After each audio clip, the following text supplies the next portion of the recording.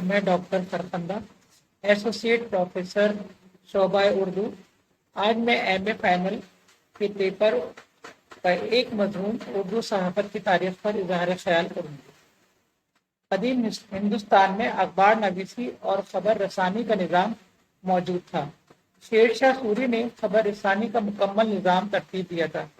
गुलाम हुसैन खां तबातबाई अपनी तारीख सैरुल मुताखरीन में लिखा है कि शेर शाह ने बंगाल और रोहतास और पंजाब तक हर 2 कोस पर सराहें बनवाई थी। हर सराय में डाक ले जाने के लिए 2 घोड़े और नक्कारा मौजूद होता था।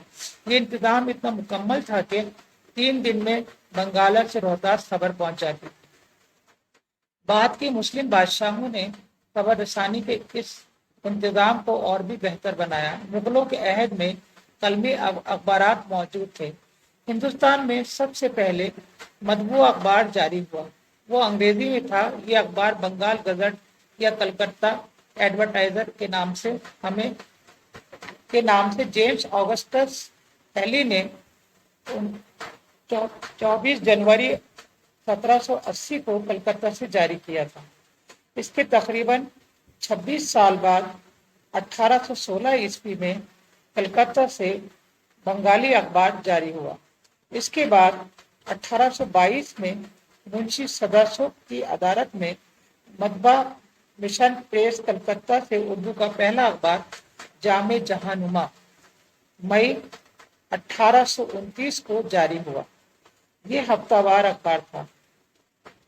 उर्दू सहाफत की तारीख पर नजर डाली जाए तो ये मालूम होगा कि इसकी तारीख बड़ी हंगामाखेज रही है।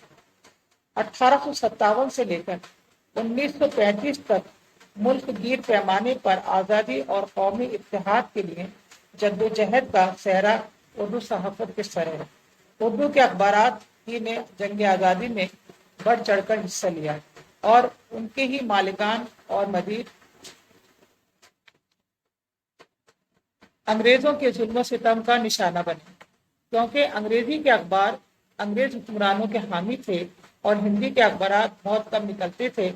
उर्दू जबान का असर ज्यादा था, इसलिए जंग आज़ादी में उर्दू सहाफत का रोल बहुत अहम है। उर्दू सहाफत ने तहरीक आज़ादी में हर अव्वल दस्ते का काम किया। आज उर्दू सहाफत ने माजी की शानदार रिवायत और काबिल फख्र वर्षे की मालिक है।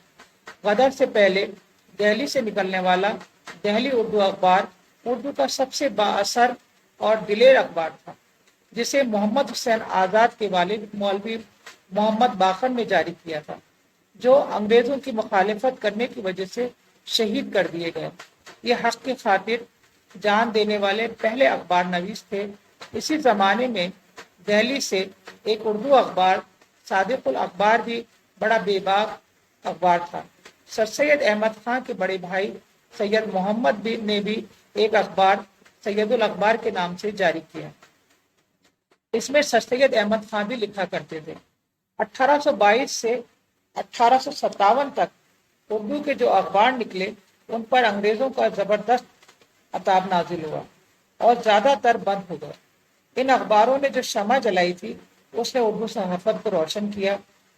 गदर के तूफान में कोहिनूर अखबार बच गया, क्योंकि वो 1850 में अंग्रेज हाकिमों की सरपरस्ती में निकलना शुरू हुआ था।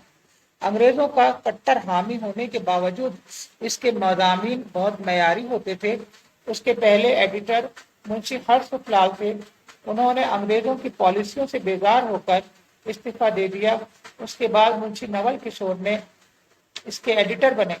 बाद में मुंशी नवल किशोर ने एक प्रेस कायम की, जिसे अवध पंच अखबार निकाला। इस प्रेस में उर्दू की बहुत खिदमत की।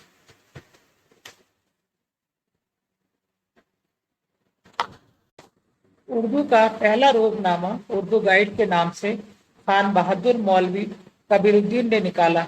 इसके बाद मुंशी महबूब आलम ने पैसा अखबार निकाला। ये एक मुकम्मल अखबार था।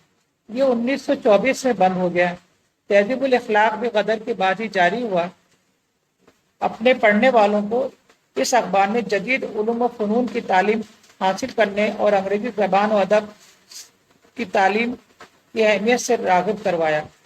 20ویں صدی ہندوستان کے لیے زبردست انقلاب لے کر آئی۔ کانگریس جو اس سے پہلے ہی قائم ہو چکی تھی، ملک میں سیاسی بیداری پیدا کرنی شروع کری۔ مسلم لیگ کا قیام، تقسیم بنگال کی تجویز، ایشیا اور افریقہ